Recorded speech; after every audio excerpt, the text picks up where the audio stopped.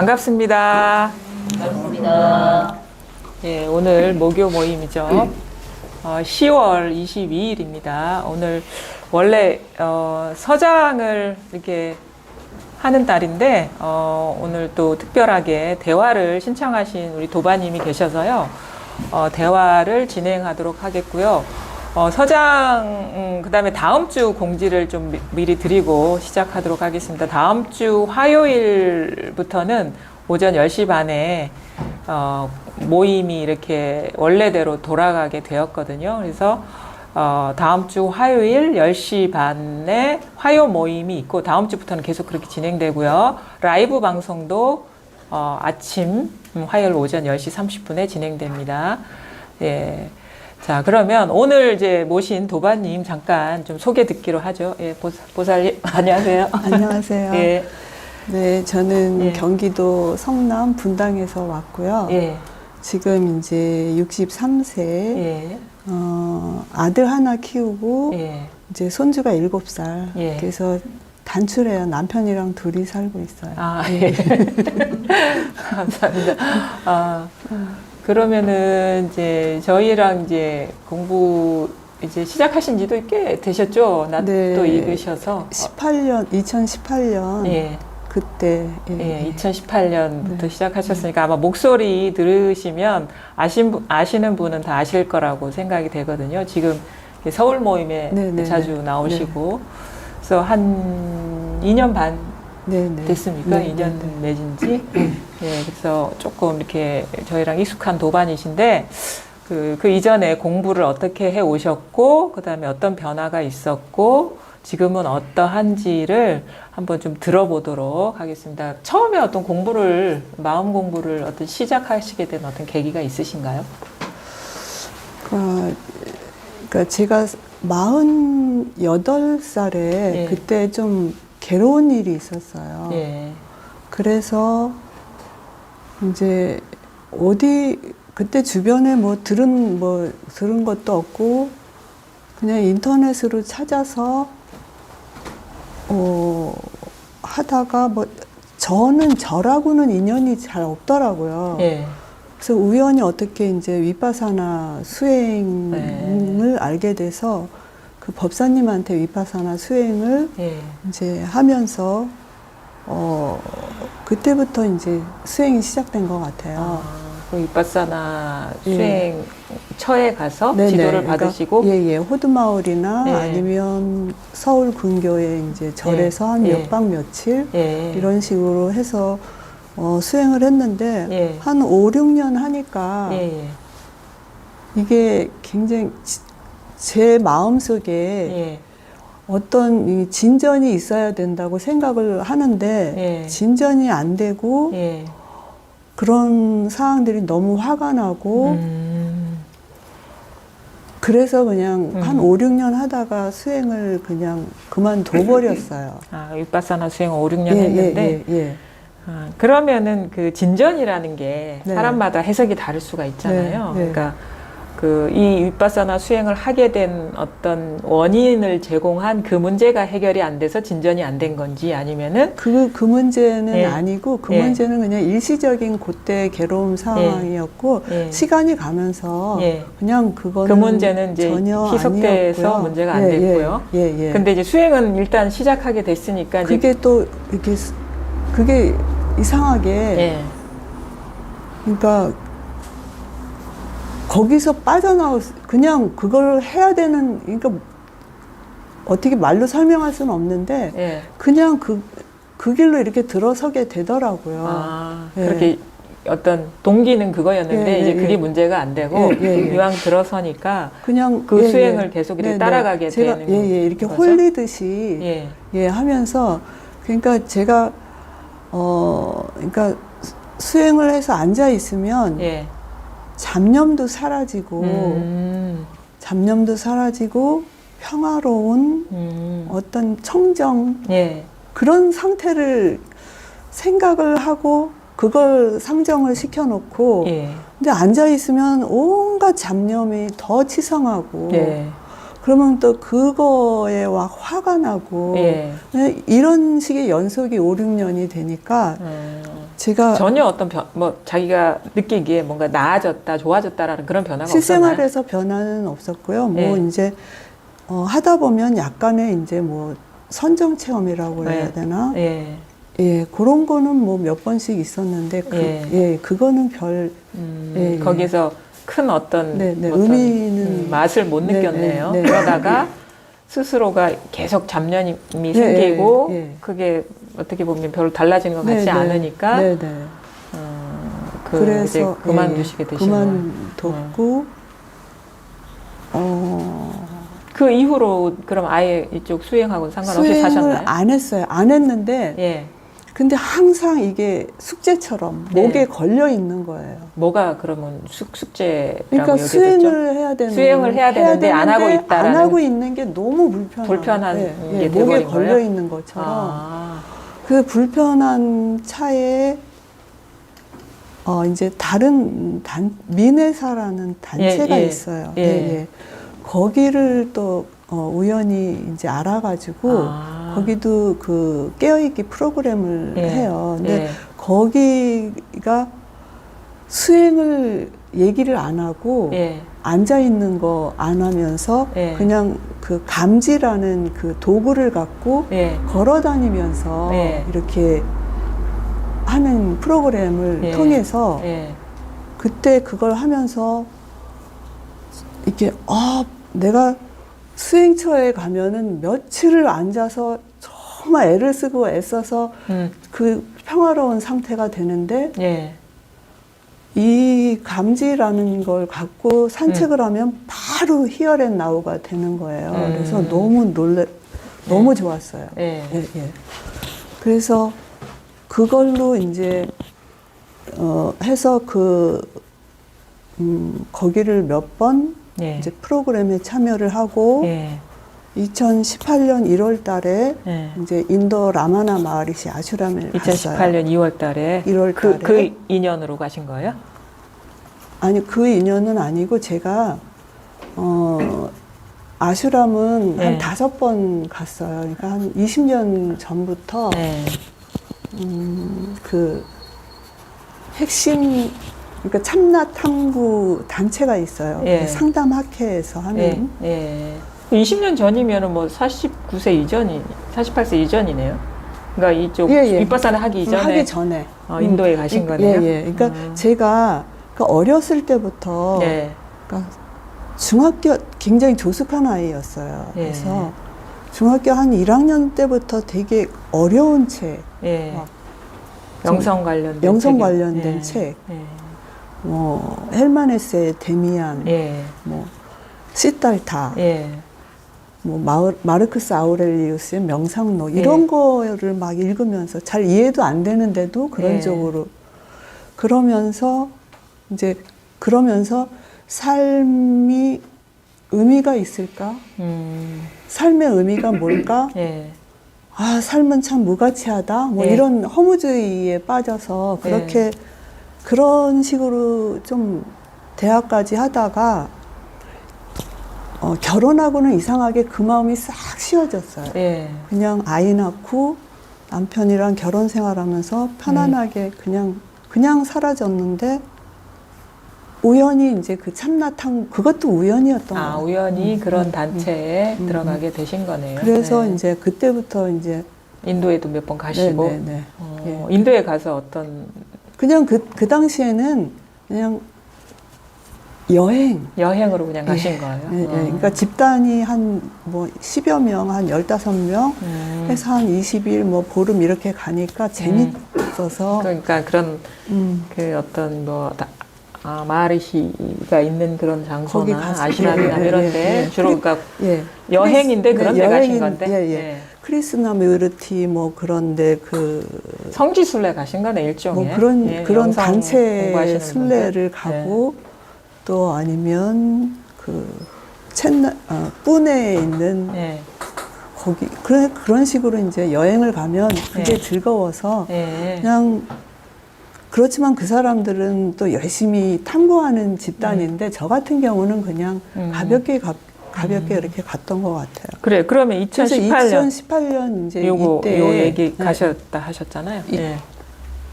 이때 이제 예, 그 민의사 감지, 수행도 예. 끝나고 예. 그걸 끝나고 이제 18년 1월 달에 가서 예. 감지 상태로 예. 그 감지 상태가 어떤 거냐 하면 예, 좀 설명 좀 예, 해주실래요? 예, 예. 그- 감지가 뭔지. 그냥 이렇게 개념이나 예, 개념 예, 이런 거를 떼어버리고 예.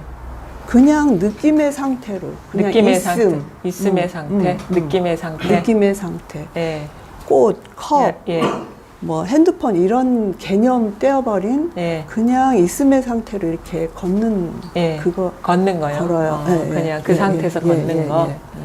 그렇게 해서 그때 가가지고 한 3-4시간을 매일 한 보름 이상을 새벽에 걸었어요.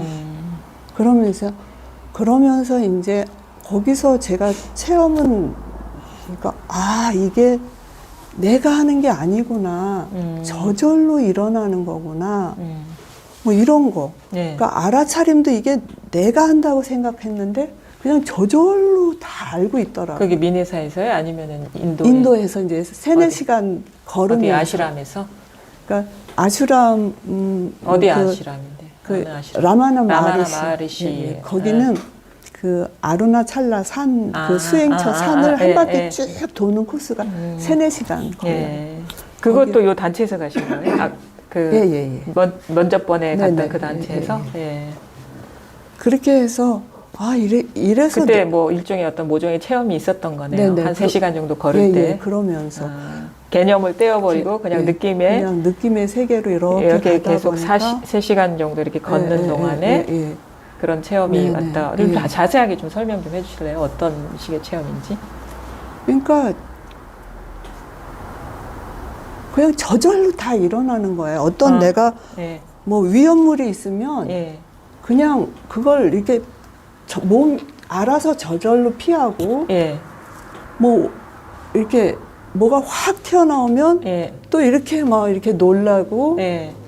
그것이 저절로 이루어지고, 저절로, 예. 저절로. 그것을 이제 발견하신 거네요. 네네. 자기한테서. 그러니까, 예. 그 이전엔 하고 다른 점은 그 이전엔 내가 한다고 예. 생각을 했는데, 예. 그때는 그 이전에는 예. 그냥 나였죠. 예. 내가 하는 거였죠. 예. 근데 그때 3-4시간 산책하면서 예. 이게 내가 하는 게 아니구나. 예. 저절로 일어나는 거구나. 아, 이래서 도인들이 이게 환이라고 하는 거구나. 꿈이라고 꿈이라고 하는 거구나. 하는구나. 눈앞에 있는 예, 것들이. 예. 그리고 그때는 이렇게 그 식이 이렇게 편재해 있다는 이렇게 그냥 평등한 식이 그냥 끝간데 없이 편재해 쭉 있는 펼쳐져 있다. 예. 그런 식의 어떤 상태, 의식 네, 상태. 네. 그러니까 말하자면 식무변처 같은 네. 그런 거 말씀하시는가요? 그러니까 비비상처. 예. 이 상도 아니고 상이 아닌 것도 아니고 뭐 이런 상태. 그 식무변처 뭐 하나의 그러니까 공무변처, 식무변처. 식이 그냥 끝간데 없이 펼쳐진 네. 듯한 그런 식의 경험이요. 그렇게 이제 물론 또 순간순간 생각이 일어날 때가 있어요. 근데 맨 마지막에 생각도 이게 저절로 일어나는 거구나가 알아지더라고요. 내가 하는 게 아니라. 그래서 이제 그때는 막 이러면서 이제 그 집단이랑 나누기도 하고 그렇게 이제 돌아왔는데 그냥 그거는 체험으로만 있더라고요. 그래서 현실에 돌아오니까 어떤 변화가 없던가요? 변화가 없고 그냥 기억에 한 식이 편재해 있었는데 식만 그거 어디 갔죠? 그러게요. 그러니까 그 상태에서는 그렇고 이제 집에 오니까 다 따로따로 그러니까 있던가요? 기억으로만 있었어요. 기억으로만. 그래서 눈앞에 이제 현실이 이해는 아니라? 했죠. 그러니까 이제 알아는 했는데 그런 일이 있을 수 있겠구나라고 수용은 된 거네. 알았는데 이게 내 실생활이랑 뭐가 이렇게 안 됐어요. 그런데 이제 거기서 그러면 그 체험이 3시간 동안에 일어났다 했잖아요. 그럼 인도에도 며칠 더 계셨을 거 아닙니까? 한 보름을 계속 하면서 그게 하루에 일어난 게 아니라 이제 뭐 하면서 이렇게 점점 더 깊어지면서 예. 그렇게 됐겠죠. 그 보름 동안 계속 그 상태가 네. 이렇게 자기한테 이렇게 현실이 되든가요? 거기서 이제 나오면 나는 이제 막 또 이렇게 그냥 예전과 똑같아지고 똑같은 거죠. 걸을 때만 예, 걸을 아, 때만 걸을 때만. 걸을 때만 또 거기서 또 그 프로그램이 끝나면 또 분리에 네, 있고 이제 여기에 나와서 여기서 나오면 이제 그거에 대한 정리를 이제 하는 거죠. 이제 네. 저는 네. 이제 이렇게 정리를 했어요. 쓰면서 그 경험을 막 기록하신 네, 거네요. 예, 예. 근데 그게 현실이면 달리 기록할 필요가 없잖아요. 그렇죠? 아니 늘 그래도 눈앞에 저는 현실이면. 이제 그게 예. 좀 정리를 하고 싶었어요. 예, 내 뭔가 안에서 남기고 싶었던 거예요? 내 안에서 일어난 일을 조금 이렇게 정리를 하고 싶어서 했는데 집에 돌아왔는데 그냥 기억으로만 인도에서의 있었어요. 기억으로 네, 네. 아로나찰라에서의 그냥 그냥 그래 무아야 그래 이거는 내가 하는 게 아니야 그냥 일어나는 거야 뭐 이렇게는 하는데 그게 이렇게 기억. 마음속으로는 이렇게 속삭이는데 현실은 안 되더라 이거죠. 네네. 그랬는데 이제 8월달에 여기 예. 와가지고 2018년 8월 달에요. 부산 집중 모임 2박 3일 와서 예. 이제 들으면서 예. 그러니까 몽지 선생님이 예. 얘기를 하시는데 그 예. 이야기는 제가 전에도 들었던 이야기들이에요. 예. 예전에. 예. 근데 그날 그 말씀을 하셨어요. 눈은 눈을 못 본다. 예. 이건 절대로 대상으로 체험할 수 있는 게 아니다. 예. 이건 경계가 아니다. 예. 이 말씀을 하시는데 제가 확 이렇게 열렸어요. 예. 아, 그래 이거구나. 예. 그 아로나찰라에서 경험한 거랑 좀 다른 거든가요? 저는 근데 아니요. 그러니까 저는 좀 초기 불교를 하고 예. 위파사나를 했고 예. 또 대학원에서 예. 명상학 하면서 초기 불교 전공을 했어요. 예. 그래서 또 또 그 공부가 뭔지 그 아주 편견이 또 생겼죠. 아. 그 대승에 대한 예. 이 대승은 외도고 예. 정법은 초기 불교다. 초기 불교다. 이렇게 아. 거기 계시는 교수님이 그렇게 가리키신 건 아닌데 예. 제가 그렇게 스스로. 해석을 하는 거죠. 예. 예. 근데 왜 여기는 그래도 그래서- 대승하는 데로 오셨어요? 8월 달에. 그러니까 그래서 오기 전에도 예. 누가 이제 도반이 예. 이 저기 유튜브를 소개를 해주고 예. 또 이 모임을 소개를 해줬는데 사실 저항을 갖고 들으면서 아. 저한테는 그런 아직 편견이 막 있었으니까 수용이 되지는 않은 예, 상태에서 예, 그냥 예. 저항감을 갖고 저항은 있었어요. 예. 그리고 좀 초기 불교를 폄하하는 그런 표현들. 표현들이 나오면 예. 여기서 훅 올라오고 예. 뭐 그런 식으로 예. 그랬다가 이제 몽지 선생님이 그 이야기에 확 열리면서 예. 야 이게 이 대승의 불이라는 개념, 예. 공이라는 개념, 예. 이게 정말 탁월한 예. 예. 저는 그렇게 감탄이 되더라고요. 예. 실생활하고 바로 연결이 되는. 아. 예. 그러면 그 그렇게- 초기 불교는 그런 면에서는 좀 네, 만족스럽지 않았나요? 초기 불교는 그냥 무화만 해서 현실에서의 그 도움은 되지만 예. 이 불이 불의의 이게 예, 어떤 수행이 아닌 일상생활을 활발하게 예, 예. 하는데도 네네. 그게 네. 그대로 그냥 이것인 밀착해서. 밀착돼서 이것인 채로 네네네. 돌아가는 네.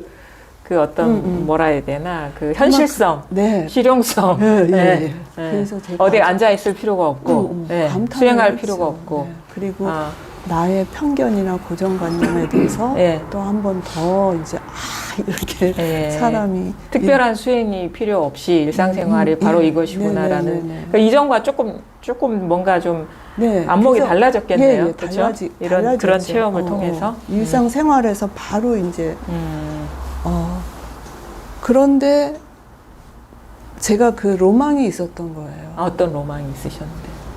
그러니까 뭔가 이 실상을 체험을 하면 예, 내가 달라질 것이다라는 내 로망이 삶이, 내 인생이. 내가 달라질 거다. 아, 좀 더 너그럽고 예. 좀 더 이해심 있고 예. 좀 더 바지런하게 뭐 예. 이런 그런 거에 대한 로망.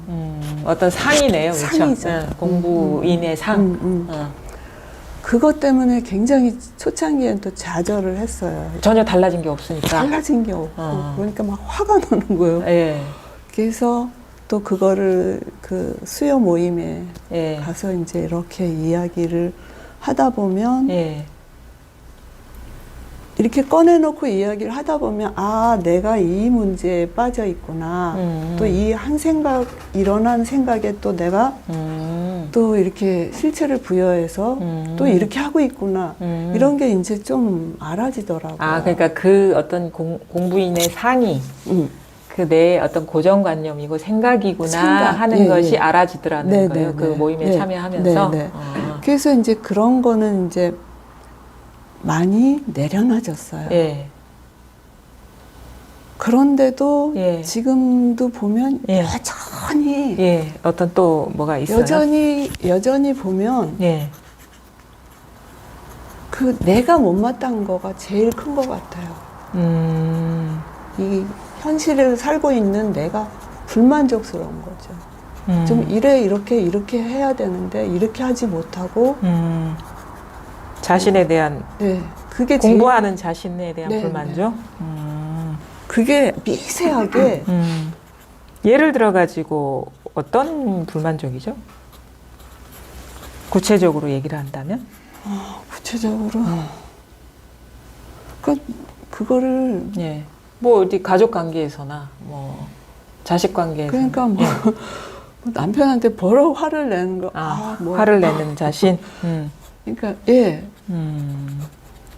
그러니까 나에 대한 상이 아직도 그게 이제 대한- 못마땅한 거예요. 네, 나에 대한 상 그거에 못 미치는 그게 굉장히 못마땅한 게 그게 많이 덜어졌다고 생각하는데도 불구하고 여전히 그거에 이렇게 깨지고 있고 그래요. 예. 지금은 그런 예. 상태고 공부가 아직도 만족스럽지는 않은 네, 느낌이 드시는 거예요. 예. 그러니까 근데 그래서 또 이것도 또 이거 한 생각도 이거구나 그러면서 이렇게 다 하는데 예. 그냥 그래요. 여전히 생각이 계속. 네. 아이고 얘기 재밌게 잘 들었습니다. 그동안에 공부해 오신 얘기를 좀 실감나게 이제 말씀을 이제 해 주셨거든요. 초기에 뭐 어린 시절부터 이쪽 세계에 좀 관심이 있으셨고 그 다음에 어떤 일을 계기로 40대 후반에 윗바사나 수행을 했는데 불만족스러우셨다. 한 5, 6년 하다가 또 다른 수행처에서 거기서 제시하는 방편을 가지고 이렇게 걷기를 하는데 그런 식의 어떤 방편이 인도에서 아루나찰라 이렇게 걸을 때 그 방편으로 걸을 때 뭐 이렇게 식이 편져 있는 듯한 체험을 거기서 하셨다. 근데 그렇게 집으로 돌아오셨는데 여전히 나는 달라진 게 없더라. 그러다가 인연이 돼서 여기 모임에 오시게 되었고 참여하게 되었고 이게 대승에 대한 거부감이 있었는데 이게 불이구나라는 어떤 나름대로의 모종의 체험이 있으셨고 근데도 여전히 공부에 대한 어떤 공부인에 대한 불만족스러움이 있으신 거네요. 그렇죠. 그러니까 뭐 지난 그 윗바사나 수행이나 이런 거에 대해서 뭐 일일이 얘기할 필요는 없는 것 같아요. 사람이 이제 공부 과정 중에 다양한 인연을 거칠 수 있고, 근데 그거 하나는 얘기할 수 있을 것 같은 게 만약에 우리가 그 진짜 어떤 근원에 닿지 않은 한, 근원을 깨닫는 공부를 하지 않은 한 수행, 공부의 방황도 끝나지 않는다. 그렇죠? 그러니까 불만족스러운 거예요. 거기에서 뭔가 뭐 예를 들어 처음에는 뭐 마음이 불편해서 공부를 하다 보니까 마음은 이제 불편해지지 않았는데 뭔가 이게 궁극이 아닌 것 같은 그런 미흡함 때문에 조금 더 근원에 닿게 안내해주는 그런 가르침을 따르게 되고 거기에서도 또 뭔가 근원적으로 문제 해결이 안 되니까 그것을 떠나서 더 근본적으로 접근하는 그런 방편을 찾아가게 되고 이런 식으로. 그러니까 이 공부가 그 처음에는 다 자기의 어떤 기대만큼 바라는 눈높이만큼 찾아가거든요.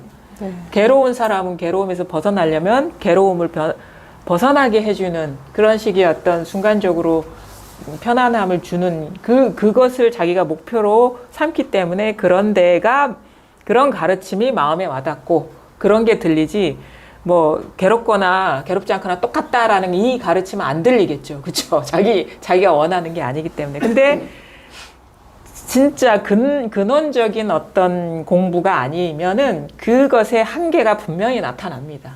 이게 어떤 경계를 제시하는 그런 공부면은 자기가 그런 것을 이제 어떤 노력을 통해서 얻었다 하더라도 그것의 한계가 느껴져요. 물론 그 과정을 통해서 어떤 자기 의식의 진화는 있을 수가 있겠죠. 아, 이게 다가 아니구나 해서 그런 식의 어떤 그 공부 방편을 넘어선 거를 이제 찾게 하고 보게 하는 눈은 열릴 거예요.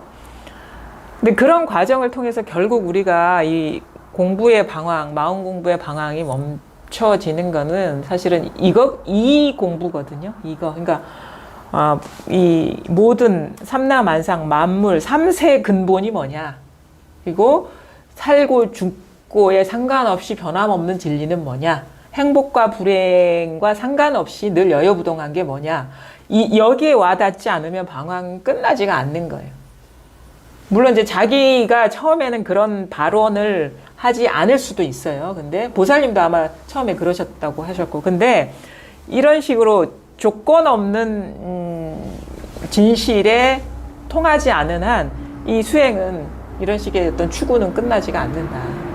그래서 여기에 통해야지 그야말로 어떤 인생의 방황, 공부의 방황, 뭐 모든 어떤 그 추구의 방황이 이제 끝난다. 이건 진짜 종지부를 찍는 거거든요. 이 공부는 끝나는 거예요, 그냥. 왜냐하면 뭐 찾을 사람이 없는데, 추구할 사람이 없는데, 그 다음에 법이라는 게 있어도 뭐가 따로 있으면 추구가 끝나지가 않아요. 그게 자꾸 마음에 염두에 둬야 되고 의식해야 되고 그런 상황이 자연스럽지가 않거든요. 그래서 거기서 자기가 한계를 느끼게 되는데, 이거는 법도 없고 사람도 없는데 무엇을 하겠어요? 누가 공부를 할 것이며, 누가 깨닫겠어요? 그렇죠? 그러니까 완전히 이거는 이제 종치는 거예요. 인생 종치고 존재의 종을 치고 깨달음도 종치는 공부예요. 끝장내는 공부예요. 이거는. 끝장나야지 방황이 다 끝나는 거예요. 그래서 그런 거에 대한 이제 바른 어떤 안목도 중요하거든요. 근데 그게 끝장이 나려면 진짜 그 주객관이 공한 그것이 확연해져 버려야 돼요. 그러니까 법도, 그러니까 깨달음이란지 이제 부처님의 말씀, 부처님이 설하신 그 모든 84,000 법문이 공이라는 게 나와야 돼요.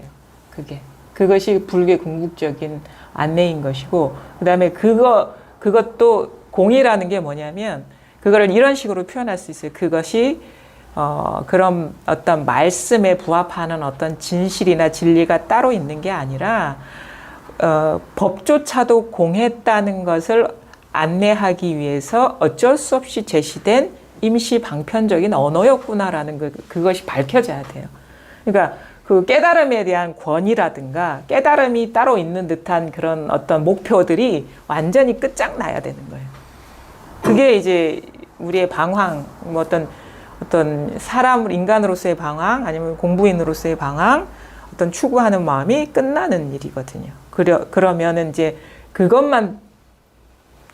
그게 이제 방편의 언어라는 것이 드러나는 것은 다른 얘기로 말하면 그거를 말할 자도 따로 없다라는 거, 그것도 공하다는 게 드러나는 게 이제 공부가 어떤 이제 따로 있지 않는, 뭐 공부라고 할 게 없어져 버리는 그런 그런 전환이 자기 현실이 되는 거거든요.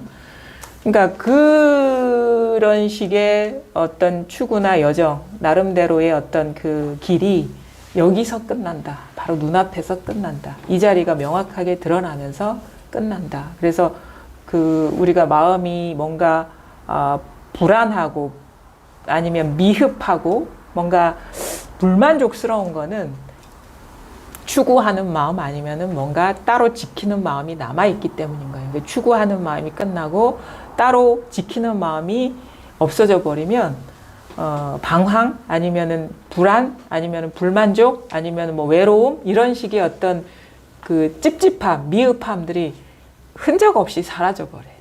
근데 그 마음이 예. 아주 끈질기게 예. 있어요. 예. 결국엔 내가 이렇게 나를 보면 예.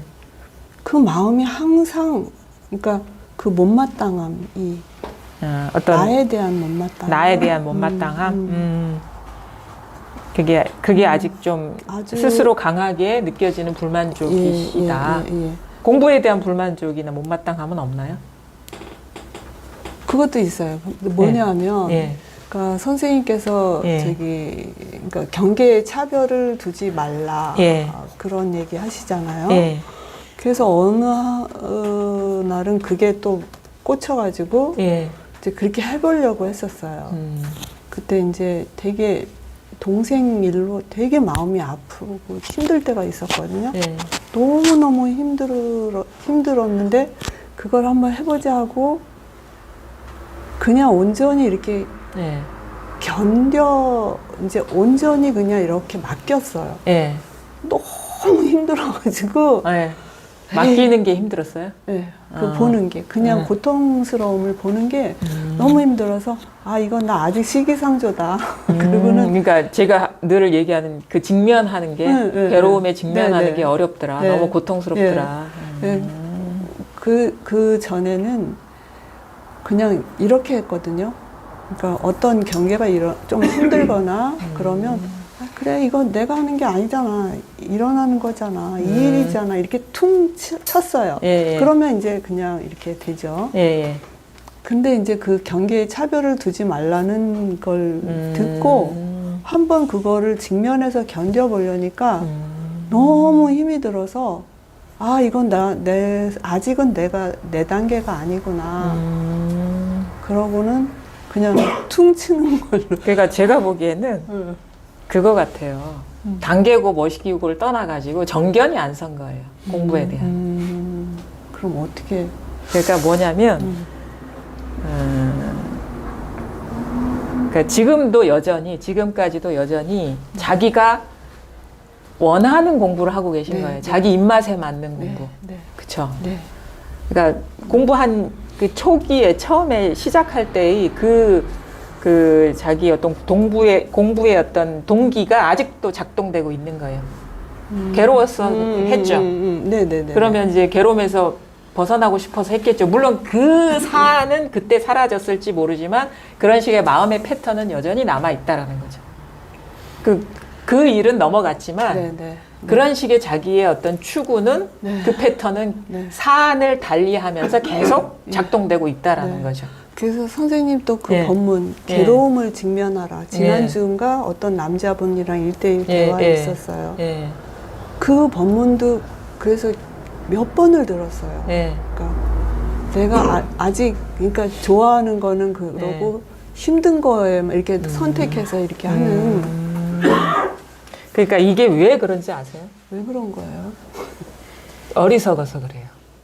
제가 이런 표현하면 너무 아니요, 알아. 아니 그렇게 이렇게 아니요. 그게 부처님 말씀을 빌려서 어리석어서 그렇다. 그러니까 지혜가 없어서 그렇다는 거예요.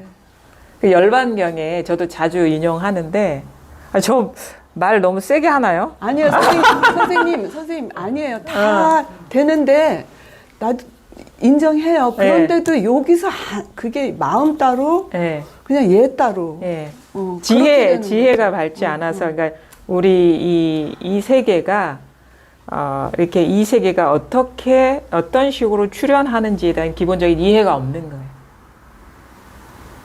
그러니까 자꾸 그 자기가 원하는 것만 얻으려고 하거든요. 그러니까 그게 불가능해요. 그렇죠. 그걸 알면은 그 패턴을 내려놓게 되는데 그걸 아직 이해를 못한 거예요. 그러니까 선생님 저는 안다고 생각하는데도 아직 그게 아닌 그거는 거거든요. 생각이고 그걸 자기가 온전히 받아들이질 못한 거예요. 그러니까 그거 제가 자꾸 이렇게 여러분이 알아듣기 쉽게 비유를 하잖아요. 열반경에 흑암녀와 공덕천의 비유. 그러니까 그 어느 장자의 집에 아주 선녀처럼 아름다운 여인이 들어오는데 그래서 그 장자가 그 사람을 이렇게 너무 환영한 거예요. 그러니까 온몸의 보석과 아주 찬란한 보석과 아름다운 그 비단결 같은 그 옷과 아름다운 미모와 그 어떤 기품과 그러니까 우리가 세속에서 추구하는 그 모든 것이 다 들어있는 여인이 들어오는 거예요.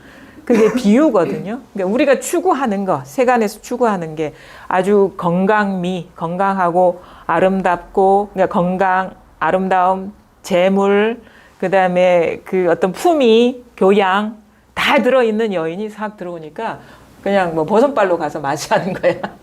근데 딱 뒤에 보니까 흑암녀, 그거와 정반대되는 여인이 같이 따라 들어오는 거예요. 두 사람이? 그렇죠. 쌍둥이 자매가 들어오는 거예요. 그러니까 아주 추하고 더럽고 아주 비천하고 상식도 없어 보이고 그런 여인이 같이 들어오는 거라. 그러니까 갑자기 나는 저 여인은 받아들이기가 싫다. 난 당신만 그 공덕천 당신만 들어오라 하니까 그 여인이 하는 말이 우리는 자매고 쌍둥이다. 그래가지고 우리는 항상 같이 다니지 따로 다닐 수 없다. 그래서 받아들이려면 같이 받아들이고 받아들이지 않으려면은 둘 다 받아들이지 말아라. 근데 이 장자는 좀 지혜로워서 그럼 나는 못 받아들인다 해서 안 받아줬어요. 근데 그 여인들이 이렇게 또 이렇게 집집마다 다니다가 어느 또 장자의 집에 딱 들어가니까 똑같은 모습이 연출되는 거예요. 좋은 것만 보이니까. 근데 거무튀튀한 여인이 또 뒤에 있어. 근데 또 들어오려 하니까 처음에는 다 거부했을 거 아닙니까? 그러니까 똑같은 얘기를 하니까 이 장자는 그럼 괜찮다, 들어와라. 그러면서 앞에 장자는 지혜롭고 뒤에 장자는 어리석다 이렇게 표현을 하는 그런 내용이 있거든요. 그게 무슨 비유일까요, 그게?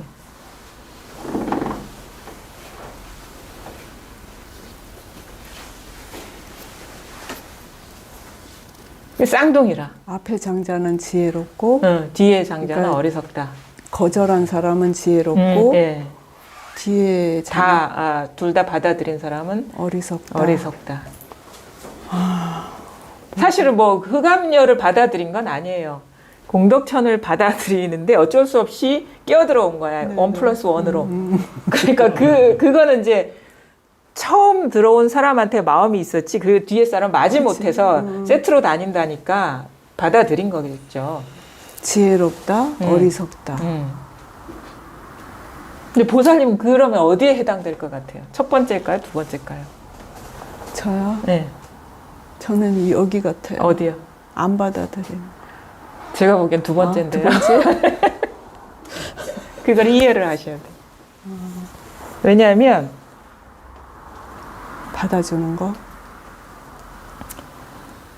스스로가 못마땅하다는 건 뭐냐면 자기 기준이 있는 거예요. 네. 이거는 마땅하고 이거는 못마땅하다. 네. 근데 마땅한 거는 당연한 거고 못마땅한 거는 이거 받아들이기 싫은 거예요.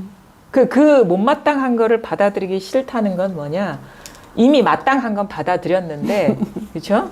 그러니까 마땅한 게 있으면 못마땅한 건 쌍둥이거든요. 그게 우리의 분별이에요. 그러니까 우리가 행복을 추구하는 사람은 반드시 불행해져요. 왜 그런지 아세요? 행복이 있기 때문에 불행해지는 거예요. 그렇죠. 행복이 있기 때문에. 불행이죠. 만약에 행복도 없으면 불행도 없겠죠. 그렇죠? 그러니까 행복만 있을 수도 없고 불행만 있을 수도 없어요. 그럼 얘는 왜 그렇게 기준을 세우고 좋은 것만 이렇게. 그러니까 그게 이제 우리 분별이 속성인 거예요. 분별심의 속성.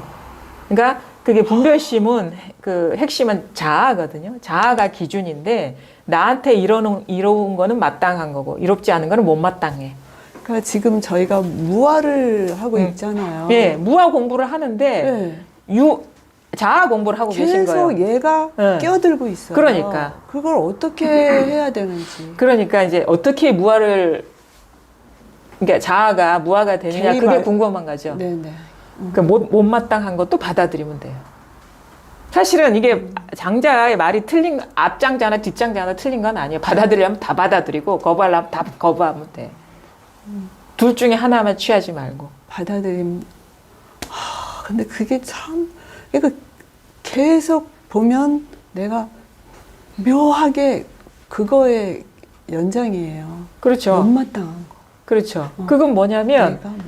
그러니까 이게 간판은 무아 공부인데 자기가 진짜 하는 공부는 자아 공부를 하고 있는 거예요. 여기서 그 얘가 기준이 있는 거라. 네. 자기가 이거는 나는 마땅해, 이거는 마땅하지 않아 이렇게 자꾸 판단하면서 마땅한 건 당연한 거고 못 마땅한 건 이거는 아니야. 그러면서 그러니까 공부의 주인공이 자아라는 거예요. 네. 그게. 네. 그게 어리석다라는 거죠. 그 백날을 해도 안 되는 거예요. 그 공부는. 그렇죠. 자아를 빼려고 하는 건데. 그러니까 근데 자아를 빼려고 그렇게 하는 그 놈이 자아라. 그렇죠. 네. 네, 맞아요. 할 말 없어요. 그러면 네. 받아들이면 네. 그 받아들인다는 건 뭐냐면 그러거나 말거나 그러거나 말거나 다 이 일이다, 네, 이거죠. 네. 못마땅한 것도 이 일이고 마땅한 것도 이 일 아닌가요? 왜 근데 마땅한 거는 받아들이고 못마땅한 거는 못 받아들입니까? 법을 보셔야 돼. 자기의 감정을 보지 말고 자기의 판단을 보지 말고. 그러니까 자기가 그 도둑놈이 주인 행세를 하는 거예요. 지금 공부에서. 네. 범인이 네. 자기가 범인 아닌 척 행세하고 있는 거예요. 그러니까 범인이 잡히겠어요? 그게 정신이 차려지면 또 이렇게 속고 있구나가 이렇게 그게 각이 돼야 돼요. 깨쳐져야 돼요. 그러니까 그야말로 못마땅한 일이 이 일이구나라는 깨달음이 오면 저절로 그냥 어떤 일이 일어나도 조작을 안 하게 되니까 아직 그걸 깨치지 못한 거예요. 법문은 들어서 들은 말은 있어서 이건 아닌데 하는 그건 있지만 진짜 그런지 자기 스스로가 깨달았냐 이거예요. 깨어났냐 이거예요. 그 이원성에서. 그거에서 깨어나면 경계의 차별은요 일시에 사라집니다. 근데 아직 그 경계의 차별성에서 깨어나지 못하신 거예요. 그러니까 공덕천만 취하고 흑암녀는 나가 이러고 있는데 나가겠어요? 세트로 다니는데? 그게 아마 대화편에서 진짜 많이 얘기한 게 이거예요. 근데 매번 이런 질문을 하셔요. 그러니까 그게 얼마나 우리가 이거를 극복하기가 쉽지가 않냐거든요. 이 고비만 넘어가면 그 다음 공부는 자연스럽게 흘러가는 맛이 있어요. 근데 이게 왜냐하면 자아가 여기서부터 자기 자아가 죽어가기 시작하거든요. 자기 뜻대로 안 되는 거야. 왜냐하면 자아가 원하지 않은 것까지 다 받아들이는데 어떤 때는 그렇게 알아지면 너무 슬퍼서 막 울어요. 그렇죠. 예. 슬프기도 너무 하고 슬퍼요. 얘가 처절한 느낌도 네, 들어요. 네. 그게 막 짓밟히는 느낌도 들어요. 경계에 막 두드려 맞는 느낌도 들고 짓밟히는 느낌도 드는데 그럼에도 불구하고 공부에 대한 그때 힘을 발휘하는 게 공부에 대한 그 발심이거든요. 견고한 발심. 그러니까 나는 이때 딱 걸리는 문제가 내가 좋아서 했는지, 응? 내가 좋으려고 공부를 했는데 이 시점 넘어가려면 그걸 포기를 해야 돼. 근데 그것을 포기하는 게 진짜 자기를 위한 공부라는 걸 알게 돼요, 나중에. 이때 그 좋은 거는 아무것도 아니라는 걸 알게 돼요. 그 이상을 스스로가 맛보지 못했기 때문에 거기에 집착하는 거거든요. 나중에 딱 넘어서 보면 내가 왜 그런 데 갇혀가지고 벗어나지 못했나 이렇게 생각이 되죠. 지나면 알게 되는데 지나기 전에는 진짜 그 이원성에서 벗어나기가 너무 힘들어요. 왜냐하면 이거는 자아가 그동안에 60평생 주인이었거든요. 근데 여기서부터 이제 힘을 못 쓰기 시작하는 거예요. 경계의 차별을 이게 딱 경계의 차별성은 자아의 기준이지 뭐 법의 기준은 아니거든요. 법은 좋은 거나 나쁜 거나 똑같은 건데. 그러니까 이게 진정으로 어떤 공부의 진화예요. 이 단계, 이 고비가. 너무 슬퍼서 네. 그냥 울어요. 그런데 또 어느 순간에 요게 싹 살아나가지고 아주 미쳐. 근데 이게 안 떠나고 싶어 여기서 진짜 어떻게 보면 자기를 놓아버려야 되고 던져버려야 되거든요. 여기에서. 근데 그러니까 이거 시간의 문제는 아닌 것 같아요. 시간이 지나면 되겠지 하는 것도 사실은 맞지는 않아요. 왜냐하면 여전히 여기에 갇혀 있는 사람이 많거든요. 그러니까 공부가 이 정도 되면 웬만한 경계는 자기가 좀 퉁칠 수도 있고 조작도 가능해요. 네. 강력한 어떤 경계가 아니면 웬만한 거 우리 살면서 겪는 웬만한 거는 그냥 안 보면 되고 놓아버리면 되고 내려놓아지거든요. 자기가 중요하게 집착하지 않는 거. 근데 중요하게 집착하는 그 문제 앞에서는 이게 힘을 못 써요. 이 공부가. 그러니까 이 고비를 넘어서지 않으면. 근데 뜻하지 않게 진짜 어느 순간 살고 죽는 문제가 딱 눈앞에 나타나면요. 이러지도 못하고 저러지도 못하는 순간에 응? 그런 어떤 강력한 어떤 경계가 나타나면 진짜 이러지도 못하고 저러지도 못하거든요. 근데 그만두자니 응? 집안이 망할 것 같고 하자니 내가 죽을 것 같고 이런 상황 있잖아요. 그럼 이러지도 못하고 저러지도 못할 때 그때 진짜 살려고 그걸 확 받아들이게 되는 그런 게 와요. 그러니까 그런 식의 어떤 체험이 일찍 오면은 이게 쉽게 넘어가는 거고 그게 아니면은 지지부진하게 이 상태에 묶여 있는 경우가 많죠. 많은 공부인들이. 그래서 항상 이런 식의 질문을 하는 거예요. 불만족스럽고 만족스럽지 않고 못마땅, 나 자신이 못마땅하고. 공부된 사람은 이게 이런 식의 질문을 안 하거든요. 내가 못마땅하다. 내가 어디 있는데 못마땅합니까? 내가 어디 있는데 공부하는 사람이 어디 있는데 못마땅하겠어요. 네. 이때 진정한 어떤 그 공부에 대한 그 발심이 중요하다. 자기를 다 놓아버리고 오로지 이 공부를 위해서 자기가 헌신할 수 있느냐. 그 말하면 시험 때에 오른 거예요. 시험에 든 거예요. 시험에 든 거예요. 네가 진리를 받아들일 그릇이 되느냐. 진리와 하나가 될 역량이 있느냐를 지금 아무한테나 안 주거든요. 그릇이 넓어야 들어오거든요. 그러니까 자기가 이게 부서지면서 존재감이 사라져 버리면 무한이 되면 뭐 진리와 내가 받아들이고 자시고 없죠. 하나가 되는데 이 고비가 아주 중요하다는 거죠. 못마땅한 것도 자기고 마땅한 것도 자기고, 그렇죠? 그걸 깨달아야 돼요. 깨달아야 돼요.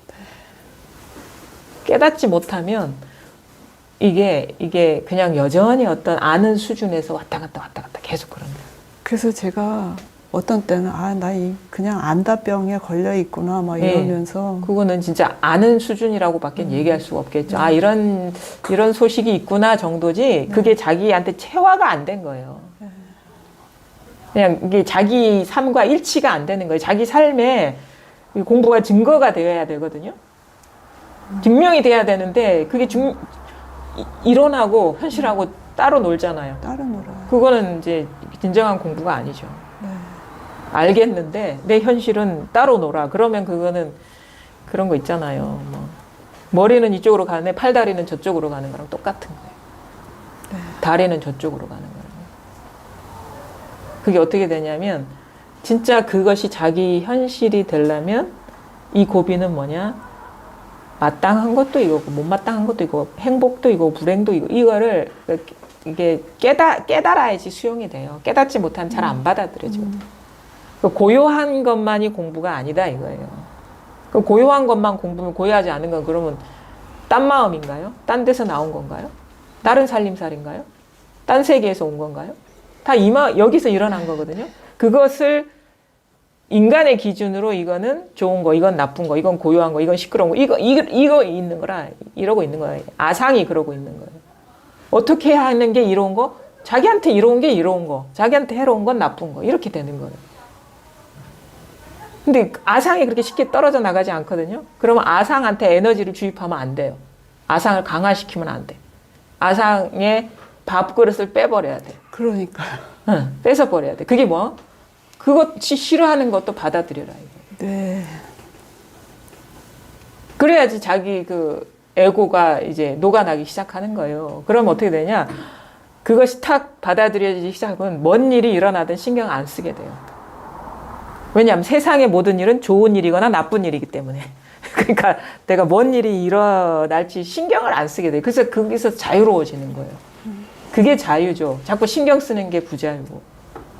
좋아도 이 일이고 싫어도 이 일이면 그래 뭔 일이 일어나도 이 일인데 뭐 내가 그래서 그냥 어떤 경계가 일어나고 사라지는 일에 마음이 싹 사라져 버리는 거예요. 그럼 나는 그 관심이 없어. 뭐가 일어나든 그렇게 되는 게 무심해진다가 그거거든요. 무심해야지 하는 게 무심이 아니고 그냥 저절로 마음이 뚝 안 가는 게 그게 자연스러운 무심이죠. 그래서 이 공부는 아주 자연스러운 거예요. 어떻게 자연스럽게 되느냐? 깨달아야지 자연스럽게 돌아가요.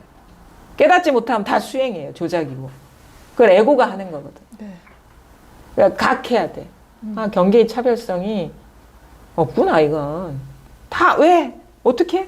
다 여기서 일어나는 건데 무슨 딴 데서 일어난가요? 그걸 명확하게 보면 여전히 그래도 마음은 보기 싫은데 이렇게 받아들이지. 이렇게 처음에는 보기 싫어도 처음부터 그렇게 되진 않겠죠. 근데 이렇게 하다 보면 막상 이렇게 수용하고 받아들이고 차별하지 않다 보면 그게 내가 따로 두어서 따로 있던 것이지 원래 따로 있는 게 아니구나라는 걸 명확하게 보게 되고 그게 무슨 말이냐. 환이라는 걸 보게 되는 거예요. 환이라는 걸. 근데 그거를 자꾸 자기가 조작하면 환이라는 걸 못 봐요. 그러니까 여전히 미세하게 못마땅하다고 그때 그걸 놓친 거죠. 예. 그때도 거기서 걔가 그렇죠. 그때 아주 있었는데. 명료하게 봐야 되거든요. 예. 그 아주 좀 날카롭게 보셔야 돼요. 안목. 잘 보셔야 돼요. 그러니까 뭘 하는 게 아니에요. 잘 봐라. 어두운 구석이 없는지. 내가 그냥 퉁치고 넘어가는 게 없는지를. 그러니까 이거는 눈이 밝아지는 거지 뭘 몸을 움직이거나 뭐 마음을 쓰는 게 아니에요. 불을 켜고 봐야 되는 거예요. 그게 제가 이제 서치라이트를 비춰야 된다고. 그냥 어두운 구석 없이 마음의 빛을 비춰야 된다고. 먼 분별의 시스템에 놀아나고 있는지를 보는 거예요. 네. 자기를 보는 거예요. 자기를 잘 보면 세상은 아무 문제가 없어도 돼요. 어두운 게 있으면 세상에 문제가 있는 것처럼 느껴지고. 그러니까 못마땅한 그것을 그대로 못마땅한 게 받아들여라 얘기하는 게 아니에요. 못마땅한 게 딴 겁니까? 네, 그 순간에 제가 놓쳤어요. 그 못마땅 그게 느껴질 때 그것도 여기서 에고가 작용하는 건데 거기 나가 있었는데 그걸 놓쳐버리고 그런 거를 좀 설명할 필요도 없고 탁 못마땅함이 일어나면 그게 이거라는 걸 봐야죠. 그냥 그걸 막 설명으로 에고가 어떻게 작동되고 어쩌고 그거는 알겠습니다. 그거는 이게 개념에 떨어지는 거고 탁 일어나면 탁 봐야죠 그냥. 그러면 내가 여기서 손 쓰면 안 돼요. 그게 왜냐면 이 말은 무슨 뜻이냐 못마땅함이 진리라는 거예요. 그 즉 자성이 못마땅함의 그것의 본체가 진리라는 거거든요. 그러면 그 진리를 떠나서 우리는 어떤 진리를 추구하겠습니까? 눈앞에 있는 진리를 떠나가지고. 그러니까 그것이 법임을 보라 이거예요. 진리임을 보라. 근데 인간의 눈으로는 이거는 비법인 것 같지만 법과 법 아님이 없어요. 그냥 다 통으로 법이에요. 다 통으로 이 마음이다. 이게 분리가 없어요. 이거는. 아니 모든 것이 다 여기서 나오지 어디 딴 데서 나오지는 않거든요.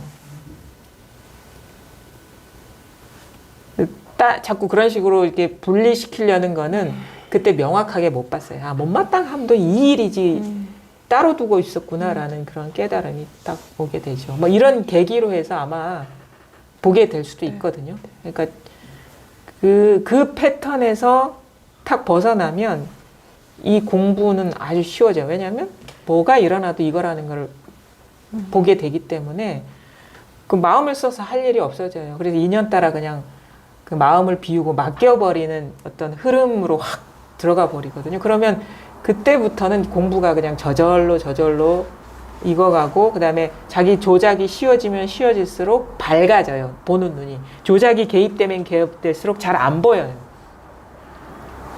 그러니까 좋은 거나 나쁜 거나 똑같으면 우리가 조작이 쉬워지잖아요. 뭔 일이 일어나도. 그러면은 쉬워지면 더 잘 보이죠.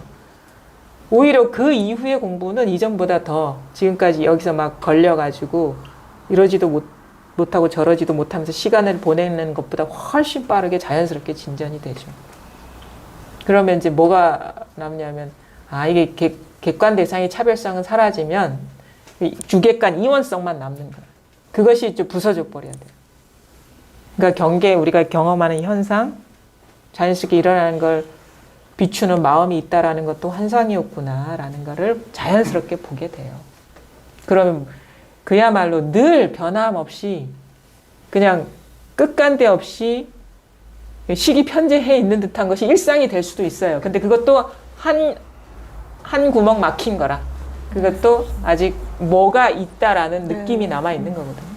근데 그것도 어느 시점 지나면 잘 보게 돼서 그냥 넘어가게 돼요. 네. 머물지 않고.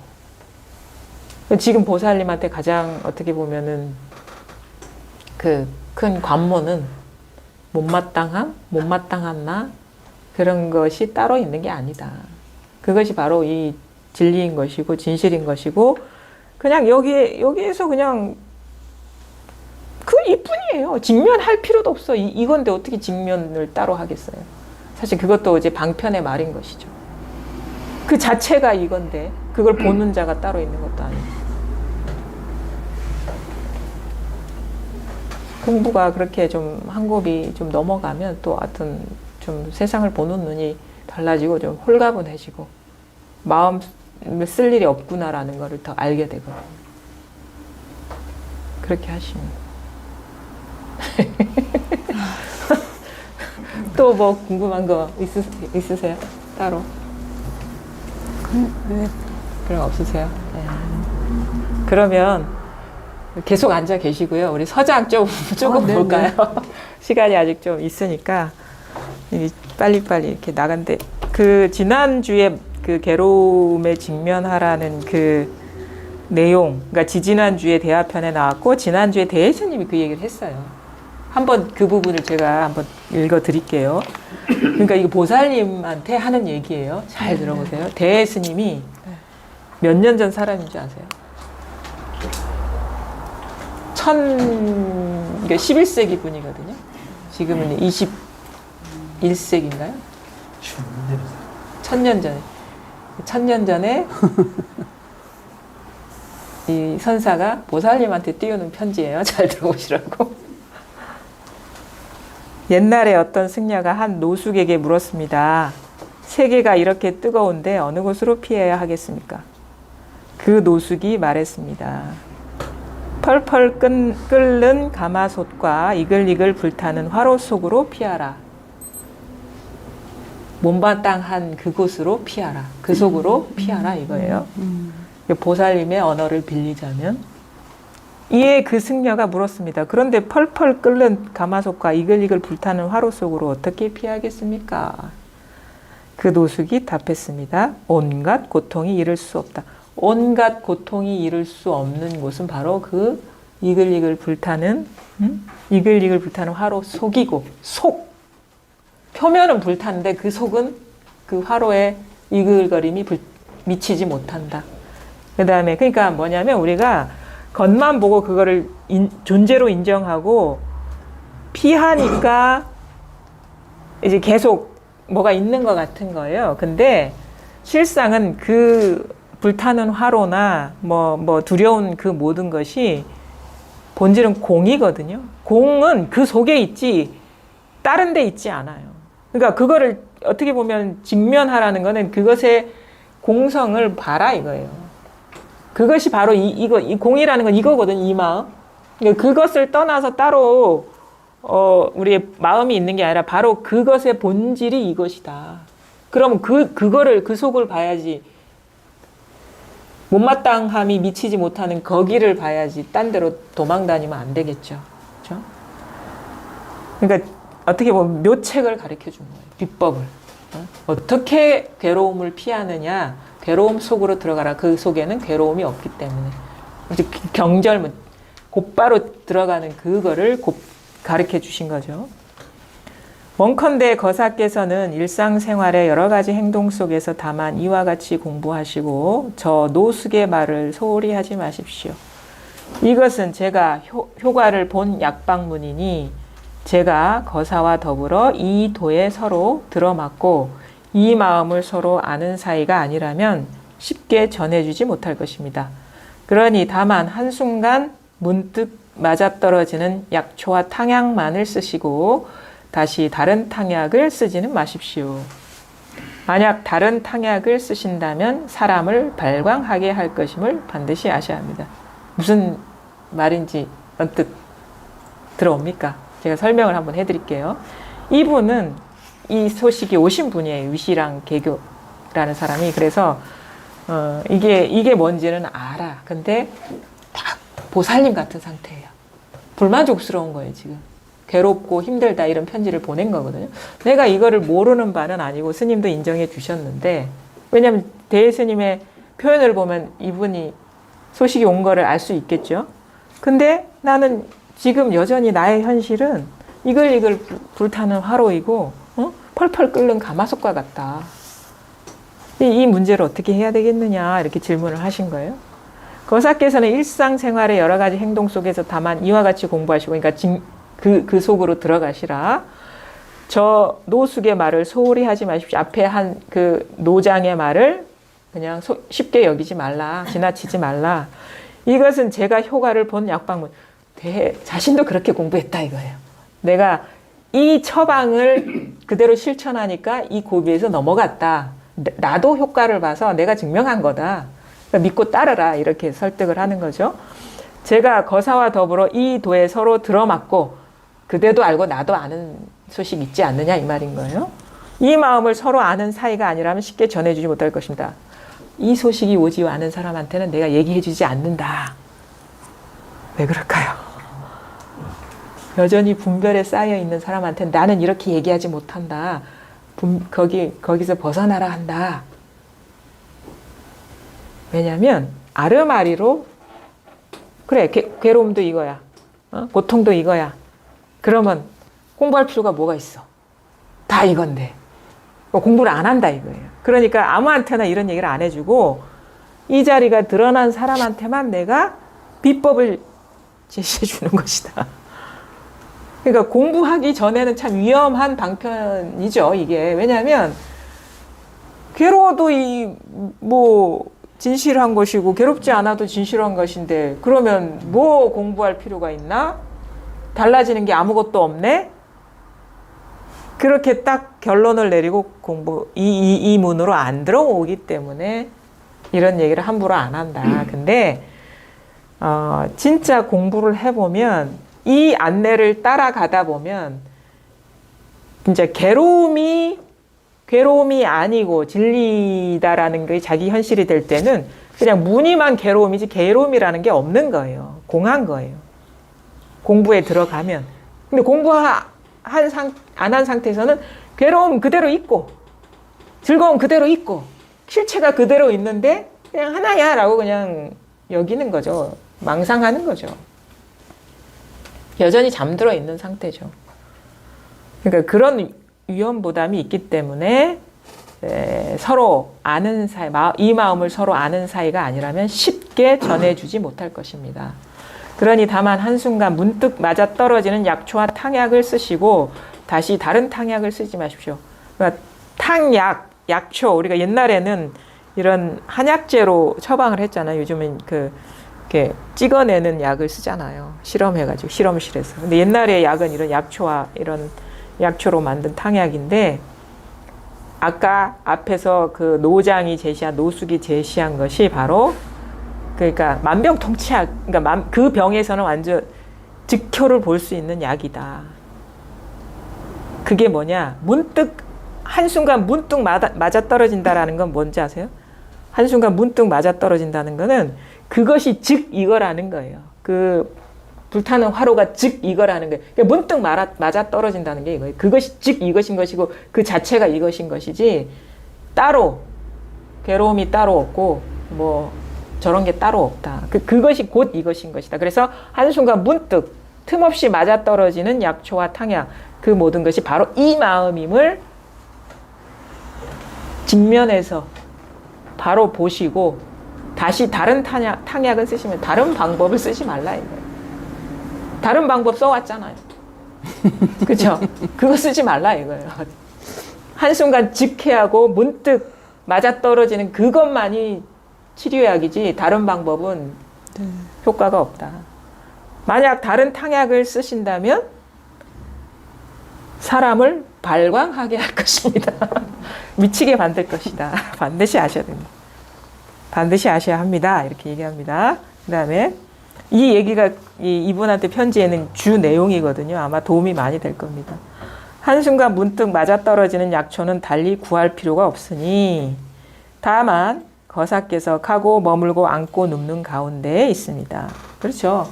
이 약초라는 것은, 이 마음이라는 것은 다른 데서 구할 게 아니다. 내가 지금 경험하고 있는 가고 머물고 앉고 눕는 바로 이 가운데 있는 것이다. 다른 데서 구할 게 아니다 이거예요. 지금 경험하고 있는 이것인 것이지 다른 데서 빌려올 게 아니다. 약초와 탕약을. 밝은 곳은 밝기가 해와 같고 어두운 곳은 어둡기가 오칠과 같습니다. 그러니까 이것은 밝을 때는 해보다도 밝아. 왜? 해를 비추기 때문에. 어두울 때는 어둡기가 오칠은 뭐 깜깜해서 그 명암이 없는 거잖아요.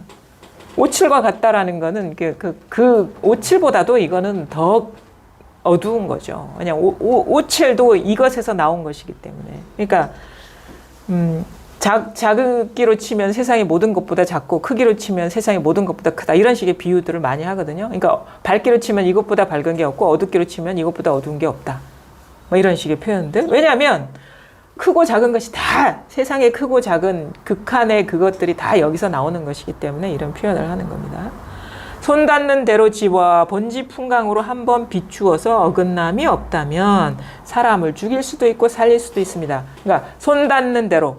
임재스님 뭐라 해요? 수처, 손 닿는 데. 이런 식의 표현하죠. 수처작주, 손 닿는 데의 주인이 되라. 그러니까 손 닿는 대로. 그냥 아무 데나 어디 정해놓은 바 없이 손 닿는 대로, 경험하는 대로, 느끼는 대로 집어와 본지 풍광으로 한번 비추면 그 모든 것이 마음 가는 대로 집어와 보면 다 이 본지 풍광은 이거를 말하는 거거든요. 집어와 본지 풍광으로 한번 보면 모든 것이 이것으로 보면 어긋남이 없다. 사실 우리가 그러니까 공부 중에 이렇게 수처작주가 안 되기 때문에 이럴 때 따로 있고 저럴 때 따로 있는 거예요. 그래서 자꾸 법이라는 상이 생겨요. 상이 부서지면은 뭐 손 닿는 대로 다 이게 되는 거거든요. 그럼 손 닿는 대로 다 집어와 봐라. 이게 아닌 게 있느냐. 다 갖고 와 봐라. 저도 얘기하잖아요. 다 갖고 와 보라고. 이게 아닌 걸 다 가져와 보라고. 한 사람도 안 갖고 왔어요. 지금까지. 왜냐하면 그게 없기 때문에. 아마 아무도 없을 겁니다. 갖고 왔다고 얘기하면은 아파트 한 채도 아까도 저녁 먹다가 그 얘기를 했는데 그게 없기 때문에 그래요. 그게 없어. 이게 아닌 게 없기 때문에 이게 자신 있게 얘기할 수 있는 거죠. 갖고 와도 이거예요. 조사해 보면. 근데 본인만 아니라고 생각을 하는 거죠.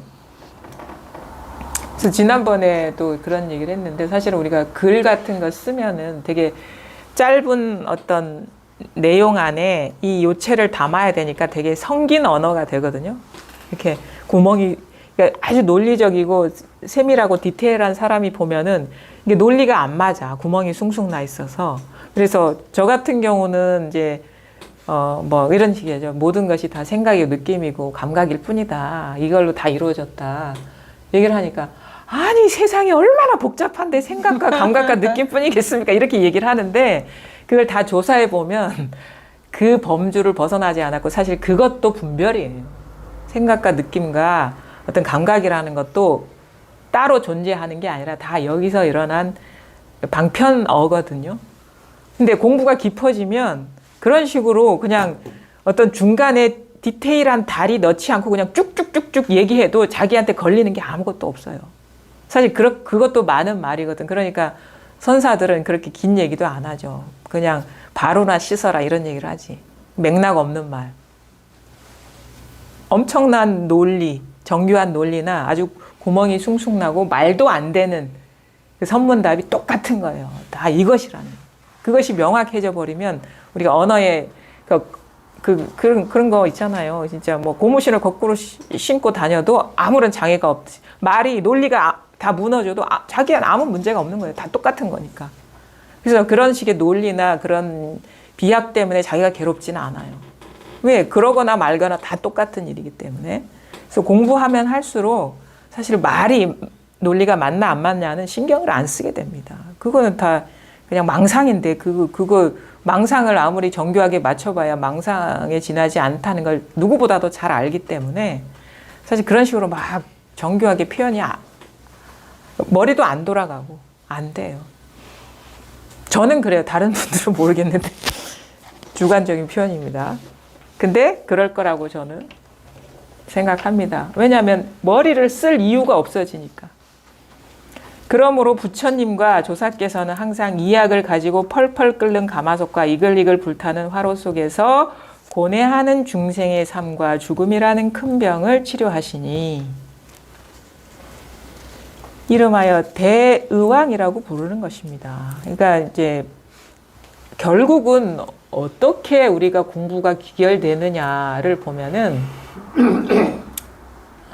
우리가 아까도 얘기했듯이 공부가 따로 있으면 안 된다라고 얘기하는 거는 뭐 공부가 있든 없든 우리의 삶은 계속 되거든요.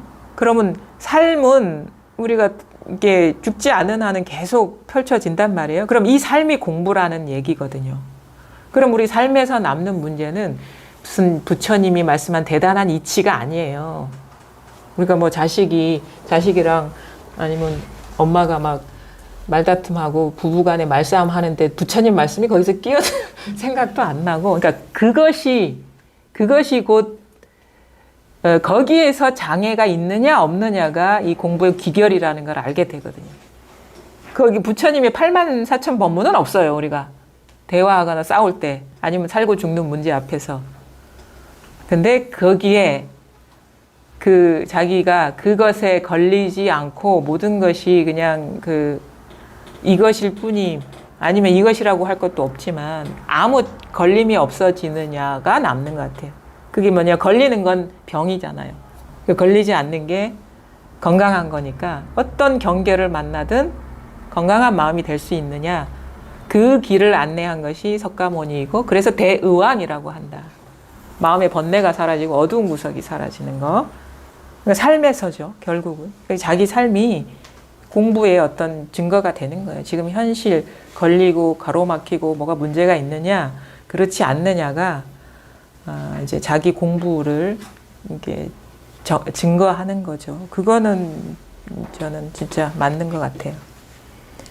그러니까 부처님과 조사께서는 항상 이 약을 가지고 펄펄 끓는 가마솥과 이글이글 불타는 화로 속에서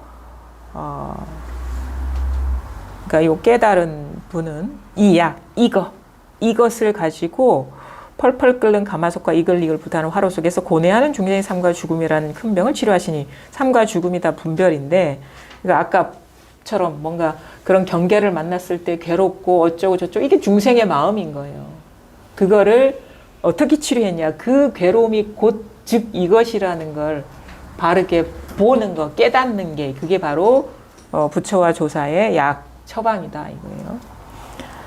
거사께서는 믿을 수 있겠습니까? 만약 거사께서 본래 부자 사이에도 전해주지 않는 비밀스러운 약방문을 가지고 있어서 끓는 가마솥과 불타는 화로 속으로 피하는 현묘한 의술을 쓸 필요가 없다고 하신다면 도리어 거사께서 저에게 자비를 베풀어 주시기 바랍니다. 그러니까 말도 자꾸 어렵게 해. 비비 꼬아가지고. 이거예요. 내가 처방한 거 외에 당신이 갖고 있는 묘법이 있느냐, 비법이 있느냐. 만약 그런 게 있다면 나한테 가르쳐줘라, 이 말이거든요. 그러니까 그런 게 없다 이거예요. 거사께서 믿을 수 있겠습니까? 만약 거사께서 본래 부자 사이에도 전해주지 않는, 그러니까 옛날에는 누구한테 전해져요? 이웃집 사람한테 비법을 전해줍니까? 우리 뭐 무술이나 이런 것도 뭐 무슨 태극권이니 뭐 진신이 뭐 양신이 하는 게 왜 나왔겠어요? 진씨한테만 전해준다. 그러니까 자기 아들한테만 전해준다. 이거 가장 최고로 좋은 거는. 그러니까 가장 값어치가 있고, 그러니까 이게 동양적인 어떤 그런 그 시족 문화, 가부장적인 의식이 그 당대에도 이 송대에도 있었고, 그 어느 때보다 이렇게 그것이 틀이 갖추어진 때가 이 족보 문화가 송대에 만들어진 거거든요. 아주 틀이 갖추어진 데. 그러니까 이게 가장 중요한, 자기한테 가장 중요한 존재는 아들이잖아요. 아들한테 전해줄 수 있는 비밀스러운 약방문을 가지고 있어서 그것이 끓는 가마솥과 불타는 화로 속으로 피에 들어가는 현묘한 의술보다 이 의술이 필요 없는 그런 묘책이라면 나한테 가르쳐달라. 근데 그런 건 없다 이거예요. 왜냐하면 석가모니도 이렇게 공부했고 조사도 이렇게 공부했고 나도 그렇게 공부했고 사실 저도 그렇게 공부했어요. 저도 그렇게. 그러니까 그 고비를 어떻게 넘어가느냐는 이 방법밖에 없다라는 거예요. 자아가 어떻게 무력해지느냐, 자아가 하던 공부가 어떻게 무아의 공부로 넘어가느냐, 그 다음에 경계의 차별성에서 왔다 갔다 하는 그 프레임에서 어떻게 벗어나느냐는 그것을 직면하고 그 속으로 들어가는 이 비책밖에 없다. 다른 거 있으면 좀 가져와 봐라. 왜냐? 그 속에만이 그것이 없는 거예요. 그 속에만이. 다른 데 없는 게 아니라.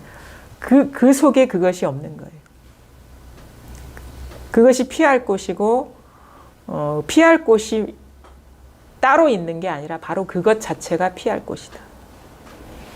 이런 식의 어떤 자각만 오면요, 이제 공부는 실질적으로 변한다고 봅니다. 저도 그 얘기 자주 하잖아요. 너무너무 힘들었을 때 어떻게 했느냐. 가만히 보니까 내가 법상을 세우고 있었더라. 공부를 하는 사람이 똑같아요. 저도 거기에 강력하게 묶여 있었는데 공부하는 사람이 왜 이렇게 마음이 시끄럽지?